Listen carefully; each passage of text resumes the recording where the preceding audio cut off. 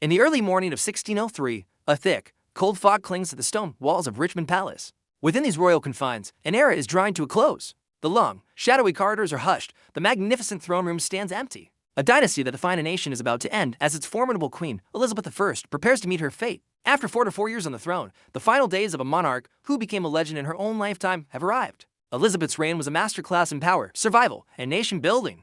Ascending the throne in a fractured England, she navigated treacherous political waters with unmatched intelligence. In charisma, she was the Virgin Queen, married only to her kingdom, a symbol of stability in a world of chaos. Under her rule, England blossomed, her explorers charted new territories, expanding the empire's reach across the globe. The arts flourished, giving rise to the genius of William Shakespeare, whose words would echo through the centuries. She faced down the mighty Spanish Armada, her defiant spirit rallying a nation to an improbable victory that secured England's sovereignty. In Protestant identity, she was Gloriana, a larger-than-life figure who commanded loyalty and awe, shaping a golden age that would forever bear her name. But behind the magnificent facade of the powerful monarch was a woman who had weathered profound personal loss. The throne was a lonely place, a long life meant outliving those she held most dear. Her childhood friend and rumored love, Robert Dudley, was long gone. Her trusted spy master, Francis Walsingham, and her wise counsel, William Cecil, had also passed, leaving a void in her court and in her heart. The most recent and devastating blow was the betrayal and execution of the Earl of Essex, Robert Devereux, a man she had favored like a son.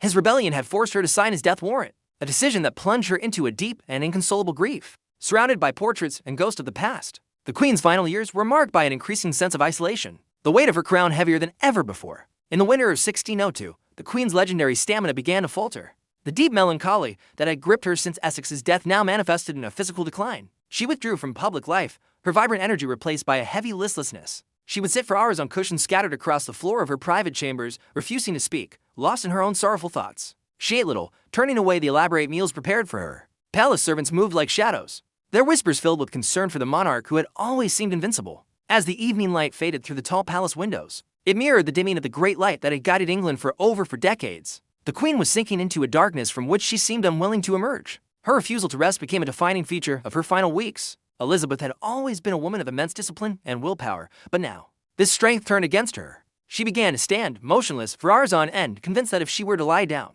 she would never rise again. Her ladies-in-waiting pleaded with her, but she was resolute, her body trembling with exhaustion. Attendants watched in dismay as she stared into the flickering firelight, her mind seemingly far away. It was a silent, stubborn battle against her own mortality. The invincible Queen, who had faced down assassins and armadas, was now locked in a final, tragic struggle with her own failing body, refusing to surrender to the simple human need for rest. Eventually, her body could endure no more. After days of standing, her legs finally gave way, and she collapsed. Even then, she refused the comfort of her royal bed, which she believed was haunted by premonitions of death. Instead, her concerned attendants and physicians laid her upon a large pallet of cushions on the floor, a makeshift deathbed for a queen. The finest doctors in the land were summoned, but their medieval practices offered little comfort. They whispered in hushed tones, their faces grave, knowing there was nothing they could do. The atmosphere in the chamber was thick with sorrow. Crying servants who had served her for decades knelt in prayer, their silent tears marking the imminent end of a glorious reign. With the Queen's life clearly fading, the most pressing issue in the kingdom came to the forefront: the succession. Elizabeth had famously refused to name her heir,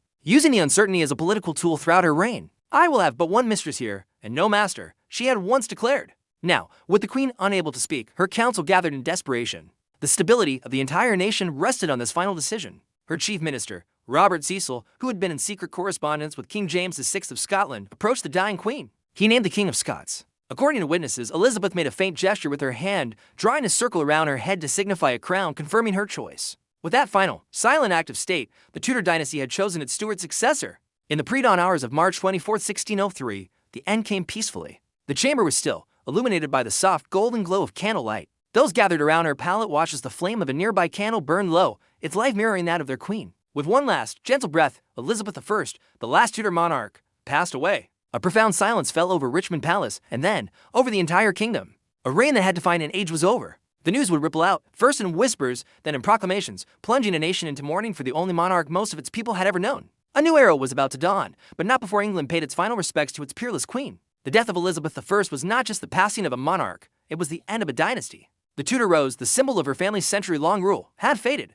Her body was brought to Westminster Abbey, the final resting place of English kings and queens. Her funeral was an event of unprecedented national mourning, as thousands lined the streets of London to say farewell to their Gloriana. She was laid to rest beside her half-sister, Mary I, the Catholic queen she had succeeded. The inscription on their shared tomb reads, "Consorts in realm and tomb, here we sleep."